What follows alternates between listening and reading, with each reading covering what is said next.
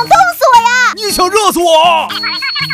又到了空调不合的季节，空调开这么低还嫌热，男生都这么皮厚吗？温度调那么高能算降温吗？女生也太矫情了。你俩都没问题。佛罗里达大学研究发现，女性对冷更敏感，而男性对热更敏感，所以空调不合是很正常的。男女都是人，咋对温度的感受还不一样呢？这是男女体型差异决定的。男性的肌肉含量普遍更高，基础代谢也会更高，这就导致了自身产热更多。